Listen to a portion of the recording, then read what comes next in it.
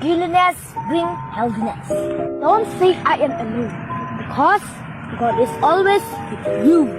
Don't enter in a relationship if you have a true love of God and your family. If you are so bad also, don't forget that you can good. Always help poor people. If you are also poor, with me. If you are in a poor family, don't make a friend who is rich. Don't cut the trees because the world will become unair problems. Enjoy your life but not in the bad things.